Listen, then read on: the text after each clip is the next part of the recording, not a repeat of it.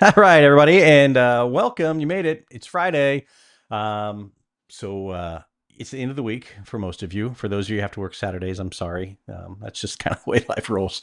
But for those of you who are tuning in right now, got a good show planned for you today. I'm really excited about it.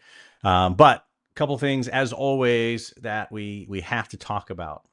First thing is if you're not a member of Cyber Social Hub, make sure you sign up. So what is Cyber Social Hub? Because the show is called the Cyber Sleuth Show, which it's a lot of S's in there. But um, it's just an online community of digital investigators. We have folks from all walks of life. We have law enforcement in there. We have military in there, other sources, government, private sectors in there. And the purpose of Cyber Social Hub is, I always try to remind myself this was the original thing was to share information back and forth with other investigators. Because again, it developed completely out of a selfish mindset where in my early days, I didn't have anyone to network or call, or like, if I'm stuck, it's like, what do? I worked in a small lab meaning I was the best supervisor ever because I just had me to watch out for. And I didn't want other people to have to suffer that, or at least wanted to have resources where people could go to. So that's kind of why the hub originally was founded. Now it's kind of expanded a little bit. We've brought in some other areas. What I do is like basically, and again, no offense to anybody, into the kind of the lost puppies in the world. Like, some of the OSINT folks didn't really have a home in investigations, and that's not really a digital investigations all the time, but bring them in, right? Where we can just collaborate on getting data and information in our investigations, whether it be private sector, crime, whatever, doesn't matter. Anyway, I'm done rambling with that. Also, if you have not liked and subscribed to the show, hold on, I'm going to hit the wrong button. I messed up my thing, so it's going to really mess up. Hold on, where's it at? Is it over on the other side? There you go. We can use that button there. Go ahead and do so, because what that does, and again, you hear me ask that all the time, is it really helps with our YouTube algorithm. Now, granted, I am no SEO expert by any means. I push buttons. That's literally what I do. I get the scene set up and I push buttons. But I hear that it does help us get more views, and obviously we want to reach more investigators.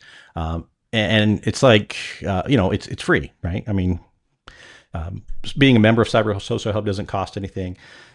We give all that stuff away for free. With that, now I want to talk about our sponsor today, which is it is us. Now, I want to explain this really quickly before everybody goes and clicks on this thing.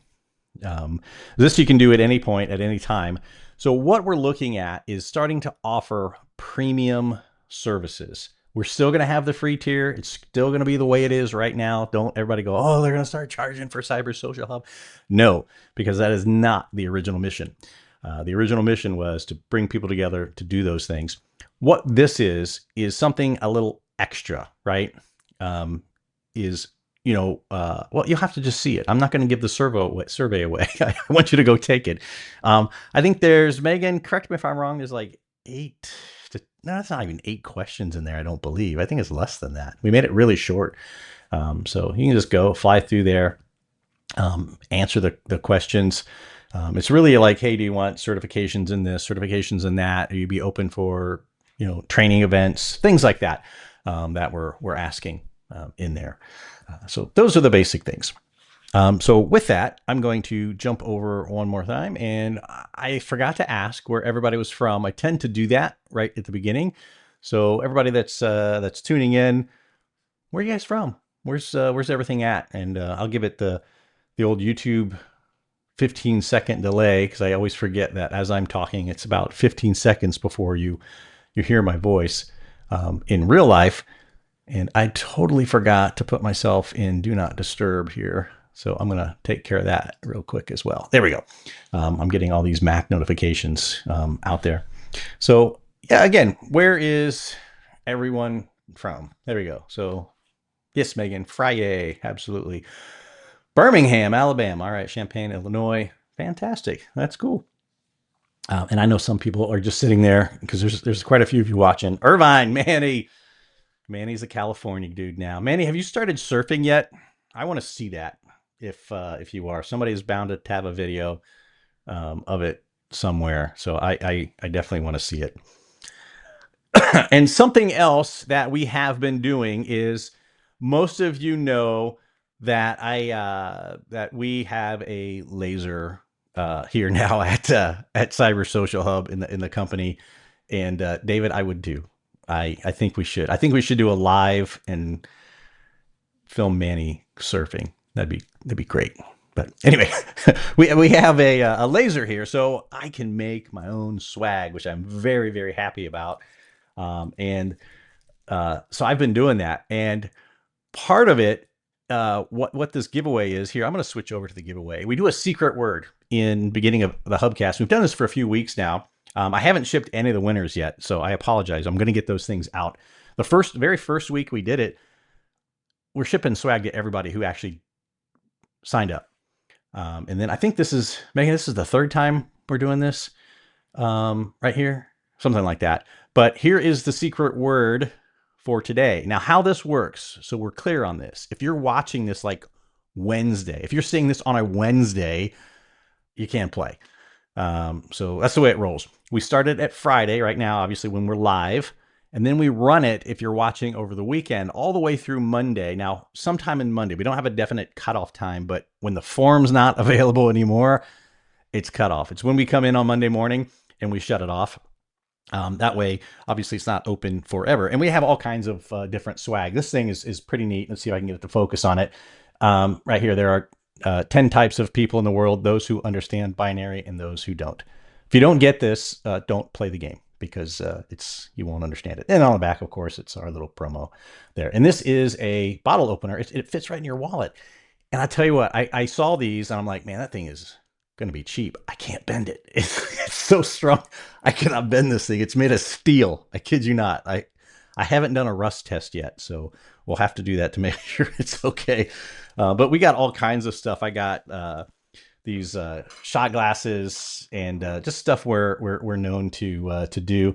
This one's really cool. It's got the American flag on it here, and on the back that's got one of our other product lines on there. But yeah, and that's what it is. It's survey, and it's not the survey. This is actually the secret word is the survey that I want you to take in the past one. So there you go. Oh, the secret word is survey. Sorry, it says it right. Hold on there. Secret word is indeed survey. So I hope that gets to you right on. All right. So without that further ado, I'm going to move on. I'll leave this here for a couple more seconds to let everyone make sure they get it, because there's prizes involved. I don't want to switch it, but you can rewind. I think at YouTube we have it set for DVR mode, which means you can slide us back and forth as we're live. But I am going to bring on my guest. Because she's been sitting there really patiently in the green room, as we call it, listen to me ramble. So let's go ahead and bring on Melissa Kimbrell. How are you, Melissa? Oh, I am really good. It's great to be here. Yeah, and thanks for being the victim. I appreciate it. I know Of course, I'm happy. the live shows are always a little nervous, because we were talking before we went live. And there's not too many shows that are live anymore. I know Alexis does his show live, but it's typically just him and Heather that does theirs. I don't think he has guests on too often, but there's not too many. Most of them are recorded. So this one, we just get to enjoy all the blunders and stuff that happen right there when it happens. We'll embrace it. We call this death by live presentation in the company. So there you go. There you go. There are no PowerPoints, though. In all fairness, we don't do that. That's here. true. So we're nice and safe here. So very good. Man, there's still people ants all over the place. Do you know this person? There we go. Look at there. Yeah, hey. I know Bill. I helped him out at the National Computer Forensics Institute. So that was where we met. And then Hoover, Alabama. We kept up on LinkedIn, and I see a lot of familiar names in here. So hello to all the people that I have. If we haven't met in person and we've only exchanged emails, this is what my face looks like. So. And I know you, but I don't really know you, right? We see each other at conferences. We're like conference. Is there a proper name for like conference casual Yeah, people we know in the conference world? acquaintances. That's it. That's the word I was looking Confer, for, and my vocabulary eluded conferences. me. No, don't do that one. Right. See, that's the kind of thing you would edit out in post if this wasn't live. So See, that's what it's really what it comes down to. I think you've just figured me out. I'm lazy and I don't want to edit video because that's probably the worst thing in the world. that's the real thing. We just let it go and it's like, it feels more natural when we do it live that way. At least that's what I'll say anyway. So good to go. yeah. So for those people watching that don't know you or are not, corresponding with you on LinkedIn, like Bill here, and how did you get started in this crazy industry? Yeah, I had a really interesting path. Well, I think it's interesting. I wish there was an easy way to just go straight into doing this kind of work because I love it, but I had to go the hard way. So I originally wanted to be a crime scene photographer. That was what I wanted, and so I followed a path to forensic photography. Really? Yeah, and I was doing photographs of fingerprints, and I was doing autopsy photography, things like that. Forensic photography, and then so I hired into the Texas Department of Public Safety Crime Laboratory as a forensic photographer. And then once I got there, they said, "Well, video is just pictures that move, right?" And I said, I guess. So I learned. Everything I know now. Well, not everything, but a lot of the things that I know now, I learned working for the Texas DPS Crime Lab, and then we were, using AMP software tools there, and I had a lot of good connections. So when this opportunity came about, I made the jump over here to be the one of the trainers and technical support specialists here at AMP Software. So I've been here, May will be 3 years since I have been on board here. Oh wow! Holy cow! Yeah. So, and you go to a lot of different shows as well. Obviously, that's where I met you originally. Was it? I'm sure one of the technos there. Now, you'd mentioned that people had never seen your face. You guys are doing something. You got something planned at Techno coming up in June. I believe it's in June. We do. Yes. What do you guys got going on? Thanks for bringing that up. So, the Techno Security Conference in Wilmington, North Carolina, is that first week of June. It goes Tuesday to Thursday. So we have on that Monday before, we're doing a free in-person user day event called Amped Connect. We have a few really great lectures lined up for to share with people there. We also have a couple of our users that are going to share some case success stories. And then there's going to be some, open sessions where we want our users to share their thoughts and almost kind of like a roundtable kind of setting. Just a real good networking event where we're going to have food, maybe some surprise swag things, and as I mentioned, it's free for our users. You can register for it in your support portal. There's an events tab in there. So just log in and fill out the form there, and it'll send the information to us so we can get you on the list. It's in the same place as Techno Security as well. So you would just go to Techno a day early and hang out with us. That's very cool. And Megan's like, oh, swag. Look at that. So yeah, swag. She said the magic word. Yeah. Swag. We love our swag here. So very cool stuff. I do so too. you just head over I've got your challenge coin up here somewhere. Oh, that's right. You got yours back there. Mine's hiding in a hot mess of stuff right there. I try to put all my stuff behind me, and then it just really looks like somebody dumped a bunch of junk behind me. So I kind of cleaned that up. I've been meaning to do that, but yeah, no, that's right. I forgot. Hey, I'll bring you some more stuff because you're only there the day before for that event though, right? Right. Yeah. There will be several of us from AMP Software that will be there throughout the Techno conference, but I'm only going to be there for Connect. I'm actually traveling to teach in the DC area the rest of that week. So Always on the go. That's right. It's a good thing. Good thing. Yeah. I remember those days of traveling around often, and I don't miss it too much anymore. But I like that's it. I awesome. like seeing different places, meeting new people, Yeah, yeah. I do miss the teaching part of things because that was always fun to share knowledge. But now I've been out of it so long that everybody's smarter than me, which is a good thing because I have no I have no business teaching anymore. Well, I find that if I can learn something from my class each session too, then I feel like it's been a real productive class. So. Yeah, absolutely, 100%. So I'm a little curious for those of you, and I apologize actually. Everyone sees your shirt that said "amped," right? They saw the introduction that probably said it as well. People may not know what that is. I just assume that everyone should know what that is, but there's people out there that don't. So can you kind of walk us through what the mission is Sure. and kind of what amped actually is? Yeah. So AMP Software, it's actually an Italian-based company. We are a forensic video analysis software company. So we have several different tools that will uh, help you throughout your entire forensic video workflow, from the proprietary video conversion. So if you get stuck with videos that don't play in anything, if you need to clarify something, if you need to analyze to make sure that the timing is accurate. If you want to do a height or a speed estimation, if you want to do a presentation piece to show your image and video evidence in court, or if you are facing a case where is this authentic, you can do authentication in one of our tools as well. So we run kind of the gamut of crime scene to courtroom with video processing and image processing.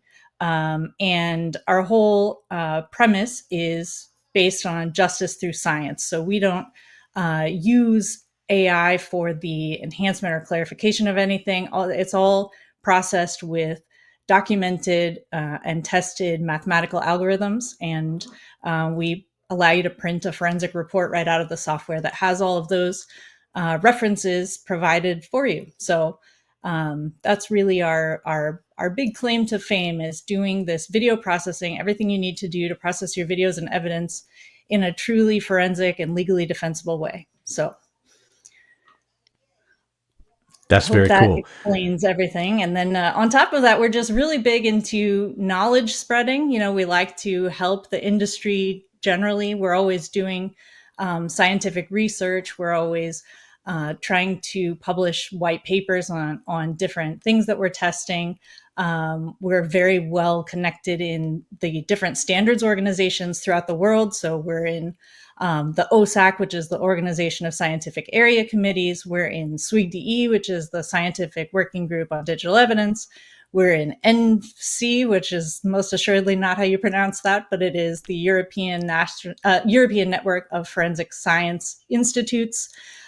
So we're really big on knowledge and information, not just in the tools, but in the industry. So Very cool. Very cool. I was just kind of perusing the site here real quick so people could see. It's ampedsoftware.com. If you're interested, you can go yes.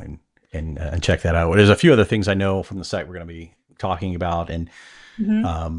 kind of things that can help people out. Now, video and image forensics is one of those branches of a crazy tree that's probably one of the ugliest trees that I've ever seen. The digital investigations just has so many different branches, but this one to me has always been important. I did, I dabbled. I shouldn't say I actually did video forensics when I was in the lab, um, but it's not an easy thing to understand, in my opinion. But it's come so far now that it's a really important piece of that tree. Yeah, absolutely. I agree with you. And I sometimes tell something equivalent to this when I'm teaching, that, you're inevitably, as a video examiner, you might go testify in court and follow somebody who works in toxicology, right? So they went to school for chemistry. They studied a lot to be in a hard science like that. They use an instrument that maybe costs $200,000. They pipette the things in there and whatever really science related terms that they do. And then they sit in front of the jury and they explain this, and the jury thinks, ooh, a scientist, and they write notes, and and then we as video examiners come and testify right after that and say, well, let me talk about the science behind this video. And the jury's thinking, I can make a video on my phone. Like, how complex could it be? I can't do chemistry, but I can make a video. I know how to edit it. I can make an Instagram story, So we're constantly battling this misunderstanding of how simple video is, because it is not simple at all.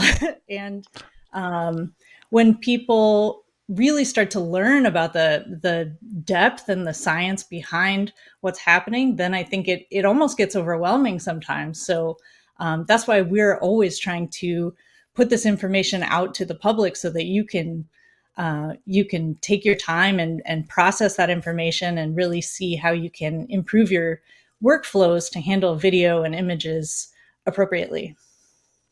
Yeah, and I'd be curious to see how many people in the audience just say a yes or no in chat. I think there's a live chat running on most of the platforms that we're on.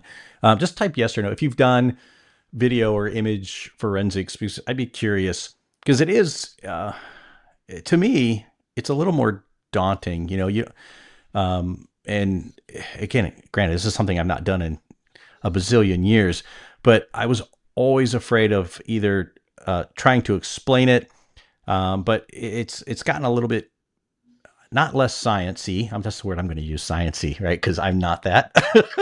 It's gotten maybe a little bit easier to explain. Would that be accurate, or not explain, but to conduct an exam? Yeah, well, I think that I don't know that it's easier. It's just becoming different, right? So when things were analog, it was kind of like there's not a whole lot more to learn. You have your analog video, you capture it however you can, and then you work from that, right? So now it's a little bit different, because when they were making analog tapes, it was like, that's how you make them. You make an analog tape. But now people are able to encode video however they want. There are some standards. Oh, that's funny, Megan. There are some standards for encoding methods, but there's not really a requirement that anybody use them or follow them.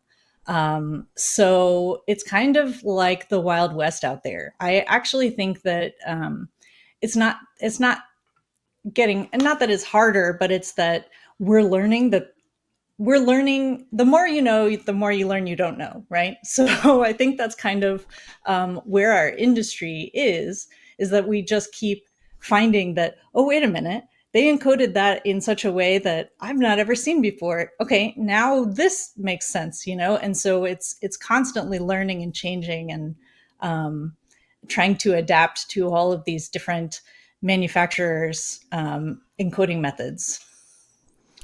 Yeah, because I remember, and I don't know if it's still this way or not, and you definitely have a much better understanding of this, because when I was in the lab, we'd get a call that said, hey, this gas station was just robbed. I need you to go over there and collect the video. And I would instantly just start breaking out in hives, because I'd know what I was about to get into. It was some video unit that I had never heard of before that they got off some obscure site. And Mm-hmm. is it still that way? Or has it gotten any Oh yeah. better? No, it's still that way. Oh, And oh and and it gosh. and it's still, because they can drop ship something from some major website that gets things from not this country, and you can have it on your doorstep between 2 and 6 p.m. today, right? So whatever you can get is going to be somebody's cheap and quick version of their own proprietary thing, and you're going to have to figure it out each time. It's kind of a different thing. Yeah, and that was always the hardest part. But in collecting it, then I was like, I have no idea how to do this. But you guys have kind of developed some like concepts, standards, and principles. Is that right? Yes, actually, and that's I think one of the links that you have is for our our blog series. So we did a blog series that I think maybe there's 16 posts or so that talk about all the different ways that you can acquire video that is for your investigation. And so we have a little kind of guideline. I mean, it's mostly our suggestion based on experience, but it's some guidelines for each type of method. So if you have something that is submitted by someone from the public, or if you have something that is from a cloud-based provider, or if you have something that you need to do with a network acquisition, things like that. There are some guidelines for any of those types of acquisition. So we put that information out just because none of our tools actually do the acquisition,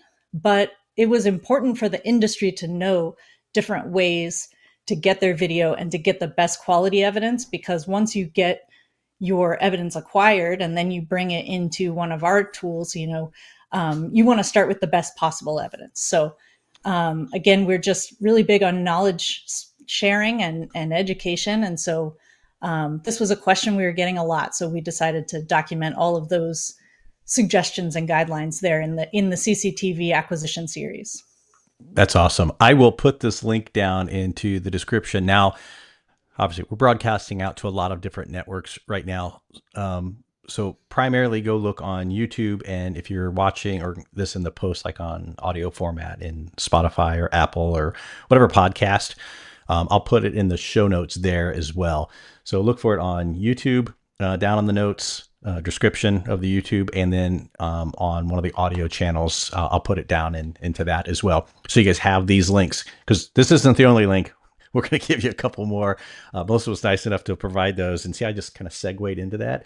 That's my years of radio, yeah. Melissa. That it was useful for something, and that's the one thing it is right there. Segue into a question.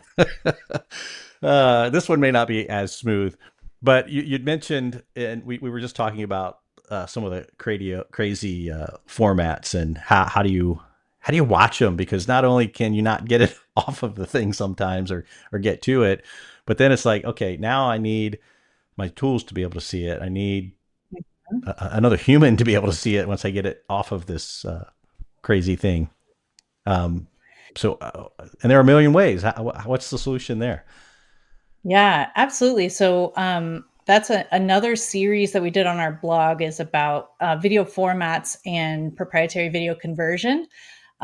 So that's that other link that you've got there. Yeah. And it's just some discussion about the difference between codecs and formats and what that means. So basically you'll have a box, right? So you can think of the box as being like almost like your file extension. So think of like AVI. Everybody's familiar with AVI, right? So AVI is a box.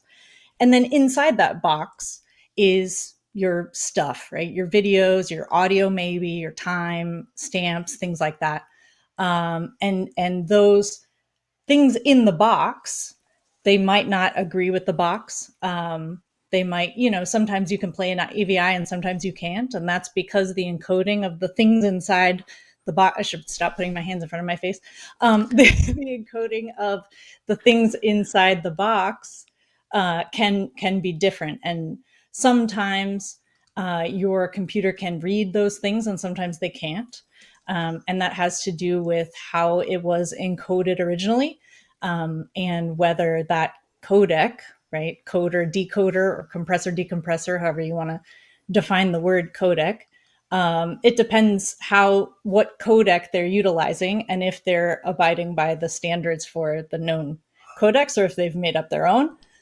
And then sometimes they'll use a standard codec, but they'll put it in a proprietary box. So instead of an AVI, they might put it in one that ends in, I don't know. I could make my own files that end in .mk if I wanted, because nobody says I can't. So anyway, we have this series of blog posts that you showed before that we'll talk a little bit more about those things and how you can properly handle those types of videos, whether they're proprietary or open or a combination thereof.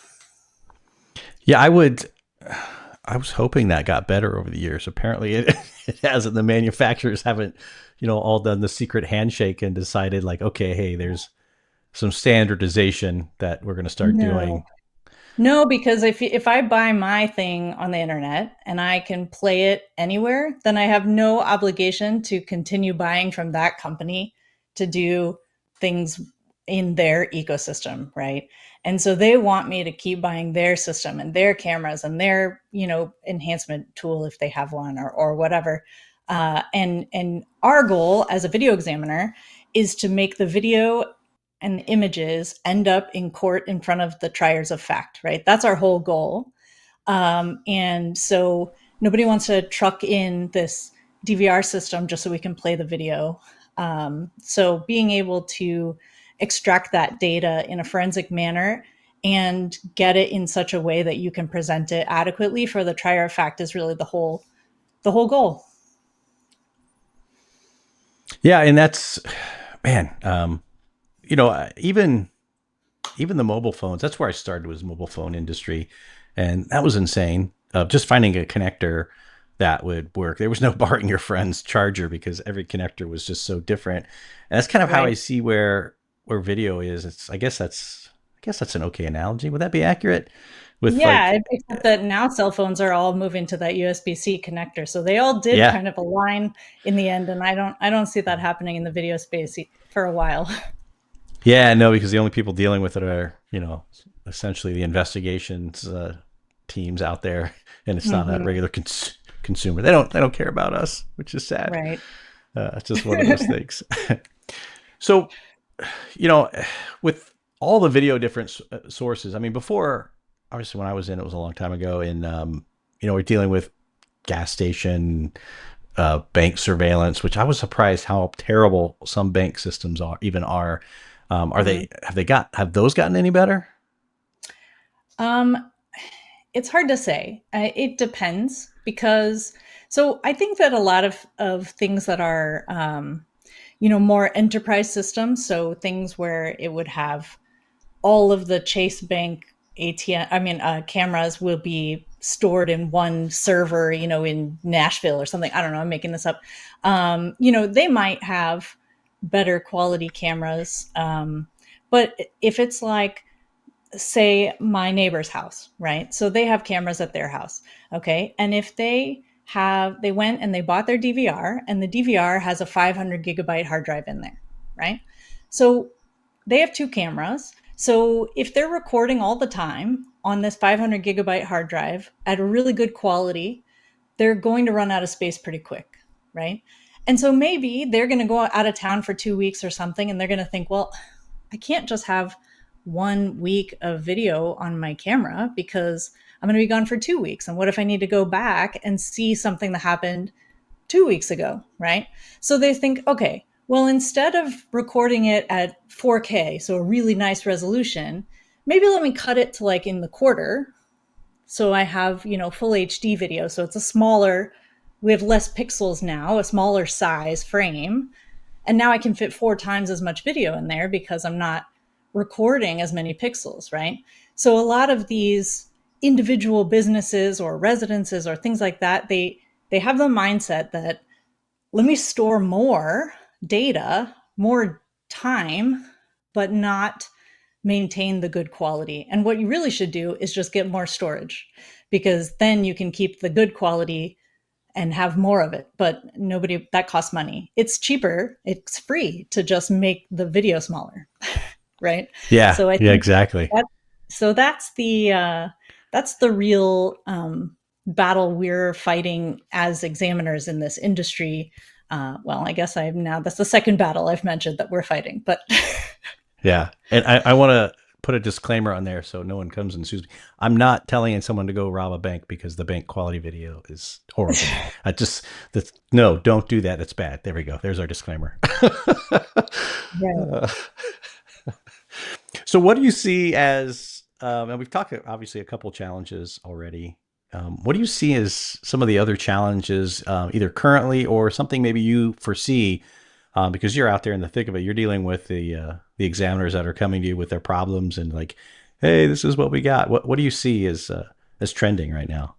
Yeah. Well, still, I think that the proprietary video is a really big one. And I appreciate some of our users that have chimed in the chat there and said that we are really good at deciphering some strange formats. Yeah, we work really hard. We have a really robust conversion engine. So I do.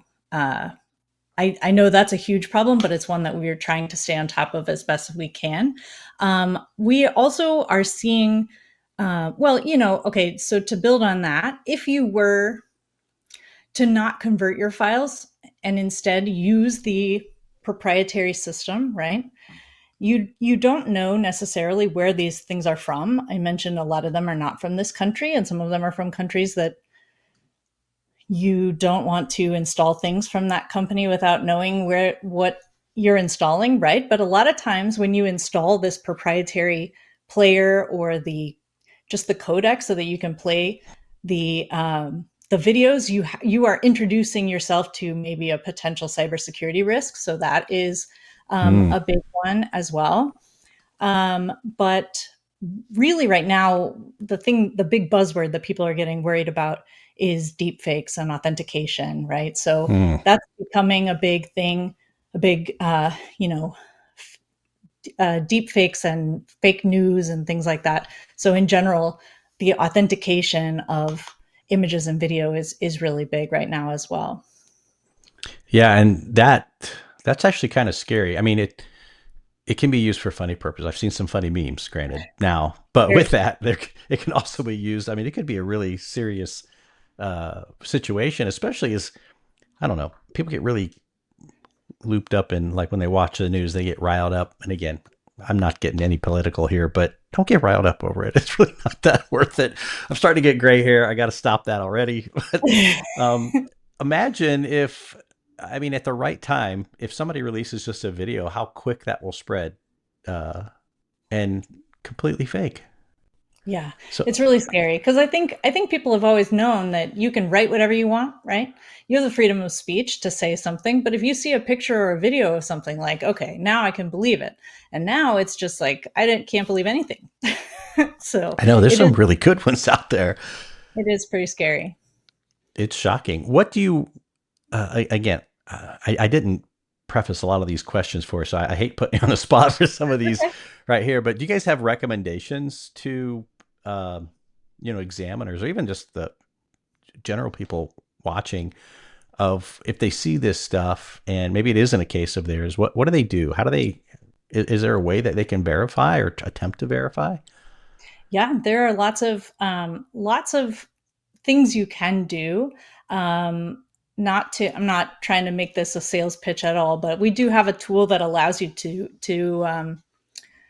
to work through a bunch of different options for authenticating images and video. So you can Hmm. approach it in a few different ways. So you can start by analyzing just visually. Like a lot of times you can say, that doesn't look quite right. But that's your first step, right? So then you start to dig a little deeper. Maybe let me look at how this file is made up, maybe something from the metadata or the EXIF information. So looking a little behind the scenes to see, do I see any indication of something that doesn't seem consistent with where this video purports to be from, right? Um, then you can kind of switch over to doing more of a pixel based analysis. Are there different compression amounts in this image? So things that, there's an inconsistency across the frame. So maybe the things are misaligned in certain places, or things just don't seem to make sense from a pixel standpoint. And then there are some other things you can do, like right now, and of course, I'm sure the AI is listening, but right now, AI is not very good at making convincing shadows and reflections, right? So you can do some geometrical analyses as well to analyze whether or not a picture really makes sense in a physical space. So there are lots of different things you can do. And that's just, some bullet points, but there are definitely lots more things that you can look at. Um, but yeah, Yeah, the thing that got me with it, well, and now it's AI is advancing so fast. I mean, literally, I just wait less than a month, and I can't say what was wrong with it before because they've already corrected it and on it goes. And it used to be a sure tell thing of like the hands. It could never get hands right for some reason. But now it's getting hands really good. And I can't Yeah. say that But anymore. I've seen it. and Martino pointed out recently within our company that it's not very good at left-handed people. So if you were to ask it to write something, to make you a picture of a left-handed person writing something, it doesn't know how to do that because pretty much all the models that trained it were right-handed. Oh, that's interesting. I'm going to go Yeah. check it now. I don't do a lot of graphic stuff in AI just because it's creepy to me. I don't, that's creepy. I just don't do a whole lot of it. I like to play around with it and come up with funny things. But other than that, I'd be interested to see. Now, some of the video component, and again, I'm not up to speed on some of the latest software that's capable of doing these things. But the videos that I have seen, holy moly, I thought the pictures have gotten better. And obviously we create a lot of content here at Cyber Social Hub, and I have a couple other brands we create a lot of content for. So we're always looking at ways to mass content out. It's like, hey, how can we make our lives a little bit easier? And some of these things are insane. Is there one that sticks out in your mind that obviously they're commercial tools, or if they are commercial tools, that does a really good job on those things? Not that I'm seeking content advice. It's just like if someone has to watch out for something out there, I mean, they can check these Yeah. sources and see if it's I developed it. I'm not really sure because I'm not one of the ones typically doing the generation of the material that we use for testing. But I know that in our tool, well, in our image AI detector, we can detect for Midjourney, Dolly, and Stable Diffusion, and we're Is adding that in one for your fluff. authenticate tool? Sorry, I'm Yeah, and authenticate. Yes, creeping on your website too at the that's same okay. time. And again, I'm trying not to make it a commercial for everybody. We're trying to educate, but hey, if it's something that helps, I mean, seriously, go check it out. I need all the help I can get. But Yeah. yeah, that's awesome. It can detect all of those different things that you just Yeah. mentioned. Yes. That's So phenomenal. yeah, and we're adding another one in our next update that's still, I believe, in testing. So Oh, okay. Not willing to yeah, spill the beans here. I see. we're we're trying we're trying to grow as fast as we can. We can't grow as fast as the neural networks, but we're as fast as we can. It's I don't understand. Like someone just mentioned here, Grok's amazing on advice for forensics. Oh boy. Please, yeah, don't rely on Grok and I are buddies, right? We're friends at this point. I've switched from Chat GPT to Grok. Grok is awesome. Just we have long conversations, but it's usually about business advice. That's really what it's doing. Okay. And I don't seek forensic advice anymore. But I'd be curious to ask it now. Now you have me curious of what it knows about forensics. That'd be interesting to see. Yeah. Yeah, I haven't asked. I do see that Blake Sawyer is here. He is my director, right? And he said Blake, mentioned, yeah. yeah, he mentioned one called Runway ML, but he also did a really funny, well, I thought it was funny video where he went to speak at a career day for his daughter. And she said, "Please don't embarrass me." And he said, "I promise I won't say anything that embarrasses you." But he did make videos that were, one was in like Gen Z speak and one was in French. Oh And my he played gosh. those and they're hilarious. And you really think that Blake knows all of those things, and he said he does not. He does not know French. So it was, and he doesn't know Gen Z speak really. So anyway, his daughter was still embarrassed, but he did not lie to her. He did not say those things. That's right. That's so funny. I think as parents, that's our job, is to embarrass children. That's really, if we can't do it, then we're not doing our job properly. It keeps them humble, right? You can't be a cringy parent. See, I used a word that I know. Then you're not doing your job. It's just the way it There you goes. go. So good Yeah. job, Blake. And see, I'm just a pet parent. Here's, oh, I got the mirrored backward. Yeah, the mirroring's Yeah, there's backwards. not one of my dogs, but I embrace it, and I love to tell dad jokes. And those who have been in my classes know that I'm a master of the dad joke. So Those are the best. Those are the yeah, best. I think that's the only type of joke in my book that yeah. memes and dad jokes. That's my life is complete. I'd be happy forever and ever. So that's it. Oh, I forgot to tell you guys this. Sorry, listeners. If you have a question for Melissa, please ask it, but put a Q and a colon in front of it. I have a little thing here that it quickly sorts those away. Otherwise, obviously you guys can see the chat over there on the side. It can creep away from me. I can only see 3 at any given one moment, so I have to scroll to look because I'm old and I'm blind, and I have to have old person mode on a text size. It's like font 500 or something like that, so I can see it on my screen. So if you guys have a question, make sure you put a Q in it. That way it comes down and I can see it a little bit better. What else trending wise do you think is a concern for investigators? That's an I'll put you interesting on the spot. question. Or Yeah, better I yet, mean, I have another one while you ponder on that one too. oh, The everyone always thinks, oh man, I have to have this massive computer to run video. Is that still the case? Do you have to have some big, huge honking machine to do forensics on video and images? I mean, I am using an out of the box Dell laptop myself. So it can work on pretty much any Windows based system. And in fact, we have some users who are using Mac and they run it through a Windows virtual machine. Oh wow. So yeah, so it is very easy to run on any computer. Obviously, the more powerful computer, maybe the faster things will run. But even some, supercomputer is going to need some processing time. So it's we think a fairly negligible difference. I think that a lot of the benefit might be with the higher GPU for writing videos. Um, Hmm. but aside from that, no. Like I said, mine's just out of the box off the Dell website. It's not an Hmm. ad for Dell, but No, that's very good to know. I think yeah. Bill's trying to cue you up there. Don't. He's baiting you. He's Okay, all baiting right. you. I'll tell it if you insist. Okay. So Go for it. so a bear walks into a bar and the bartender says, "Oh, what do you have?" And the bear says, "I'll have a gin and tonic." And the bartender says, "What's with the big paws?" And he says, "I'm a bear."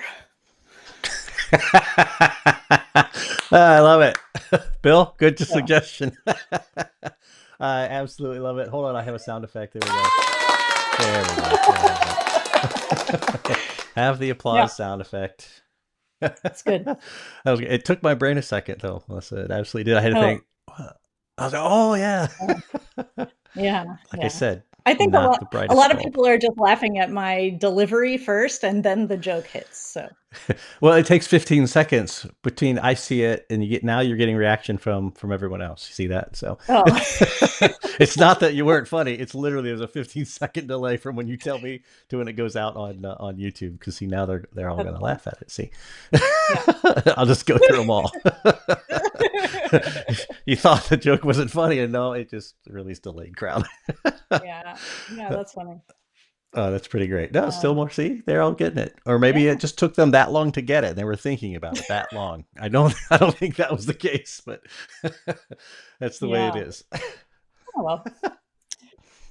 Well, Okay, now that I've had time to process. So to yes. answer your other question, I think that probably the biggest trend is just the prevalence of video, right? So it used to be that maybe one store on this shopping strip has CCTV or whatever, and now it's every store, and it's every Mm, customer in the store that has their cell phone, and it's every maybe a quarter of every even civilian vehicle has a dash cam. And so now it's just we're almost inundated with data, and you have to not just handle it appropriately, but even know where to look for it and where to source this information. So really having to have a much bigger picture in how you look at an investigation, I think is something that has become more and more of a challenge for people. Yeah, see, I didn't consider that until just now. I'm on social media more than I care to admit, but with everybody having essentially a video camera in their pocket Mm-hmm. that they can record things, I think again I'm going to completely just guess, but this is just from Kevin experience here that people are quicker to put it out onto social media of something an event when it happens than they are to take it into an investigation unit or to somebody it could actually benefit. And then finding that, I guess searching social media would be a challenge to just try to collect all the different sources, find the source. Mm-hmm. I'm just running through the problems in my head. I'm starting to get lightheaded just thinking about how to Yeah, collect yeah, it. that's It's tricky. crazy. Because you can traditionally you would just go to your scene and then you'd like spin in a circle and say camera, camera, camera. Okay, and then I'll go to those businesses. But now it's like how many cars drove by here that might have caught that scene on a dash cam, or how Right. many people saw, ooh, that was interesting. Let me film it with my phone or whatever. So it's a different thing that there's a lot more evidence out there now probably than we even realize.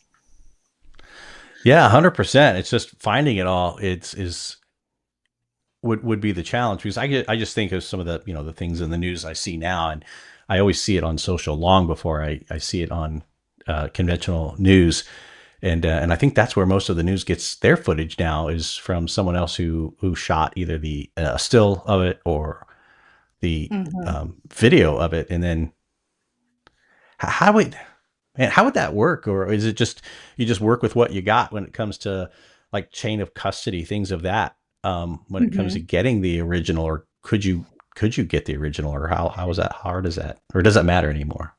Yeah, it's really tough, and it's just exactly what David said just now, is that Mm-hmm. getting that original is one of the hardest things that we face because a lot of times people think, oh, Hmm. this is good enough, and then the original either gets deleted or it's overwritten or they lose contact with a witness, or there's all kinds of things that make it so that um, getting back to that original is a super big challenge. Um, but we definitely always recommend that if you can get that original, that's going to give you the best possible thing. So I always I equate it to this when I'm teaching. If you think about a lot of times, like we we end up, and all the video examiners here are going to roll their eyes and say they totally agree with me, that a lot of the worst thing you can get is when somebody says, well, I don't know how to export this video, so I'm going to stand here with my body camera and just hit record and just record it, and then once it's done playing, then I'll just stop this and I'll send the body camera recording over to the lab and have them enhance the video, right? So that's like the absolute worst case scenario, and it happens all the time. So Oh my goodness, that's kind of funny. yeah, Not, yeah, but it is.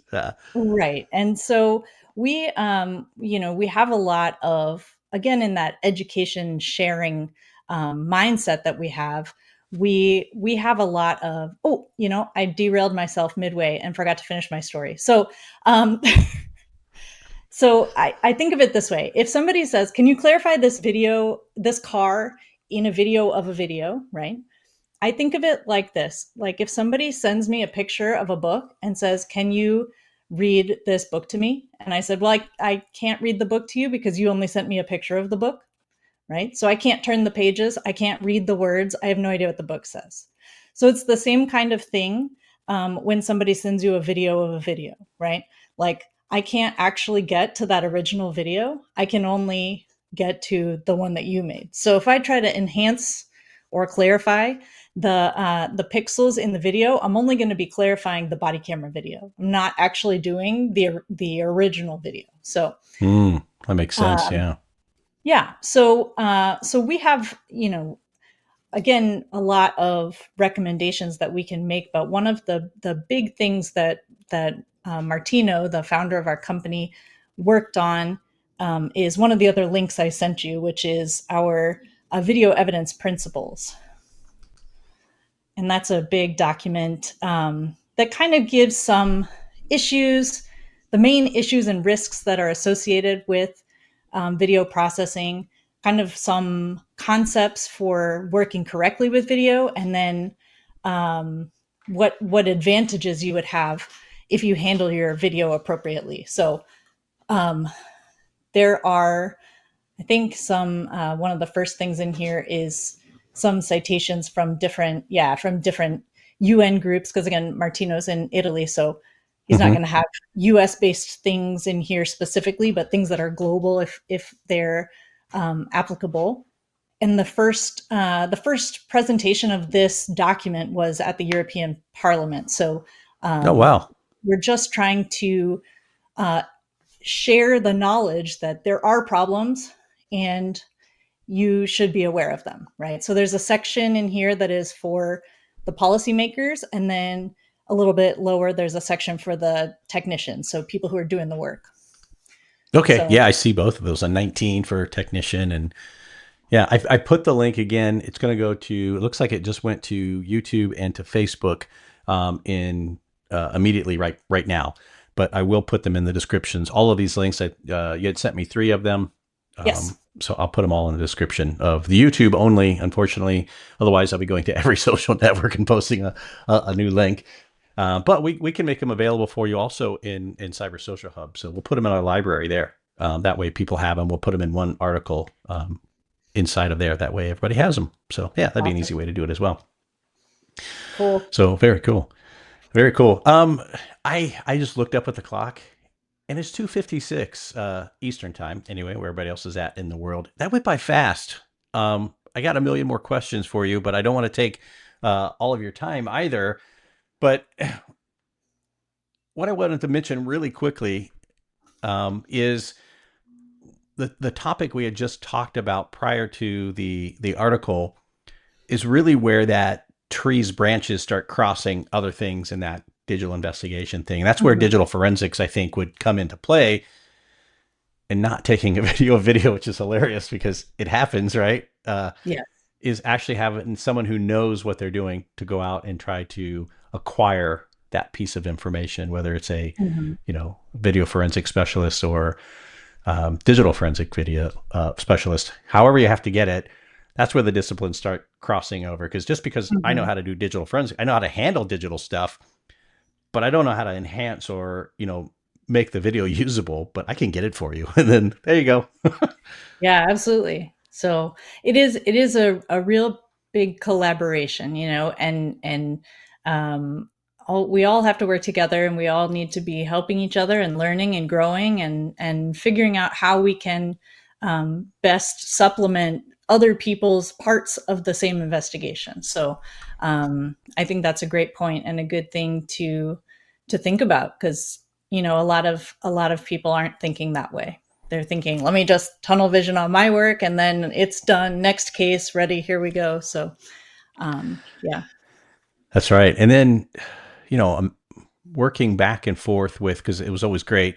And I wonder if in video, it's the same way. I'm assuming it is, because in the digital forensic lab, I'll get a device in and they would go, I need everything. And you get something similar with video. They go, hey, Oh, yeah. just give me They, everything. It's like, well, what the heck is everything? Do you need something clear? I mean, what does that mean?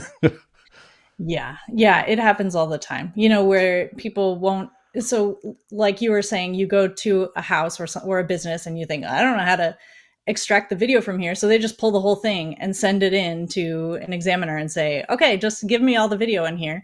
And it'll be like, well, what do you want? And then they might say, I don't know, the crime happened either Thursday, Friday, or Saturday. So if you could give me all the videos. So then if you think, okay, if they have 4 cameras, say, and now you want 3 days worth of video for 4 cameras, you're talking about just like hundreds and hundreds of gigabytes of data maybe.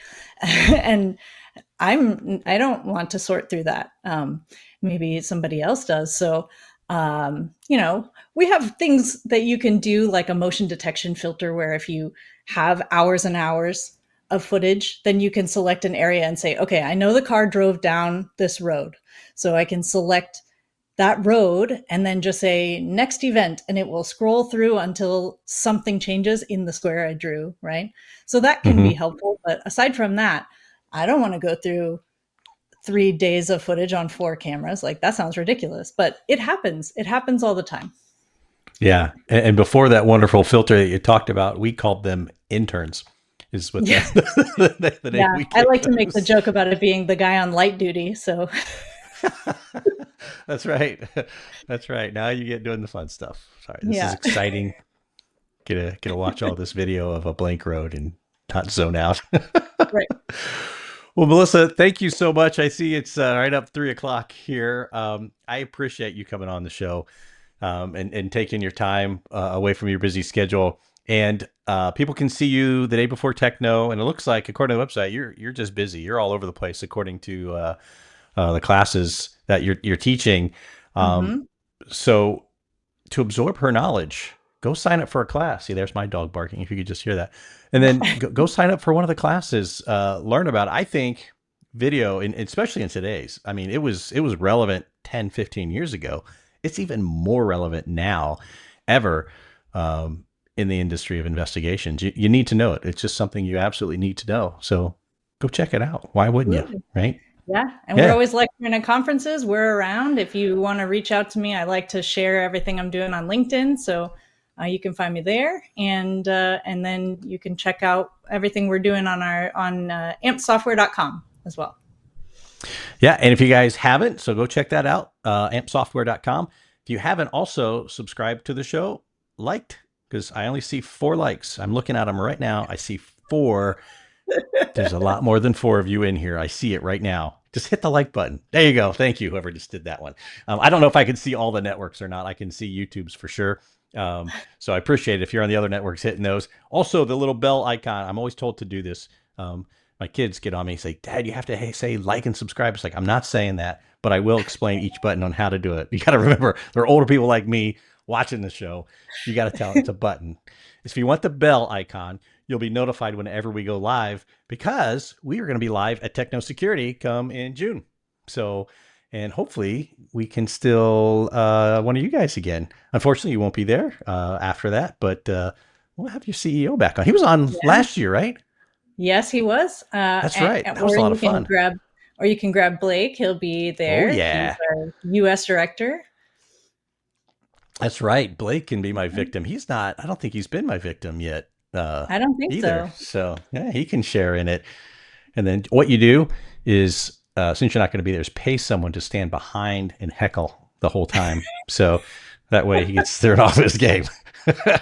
Get somebody that knows him and just heckle him to death while we're broadcasting, because they can come up really close to us at those. You've seen how we set up at the show. Oh, yeah. I mean, literally, they could be right there, just behind the monitor.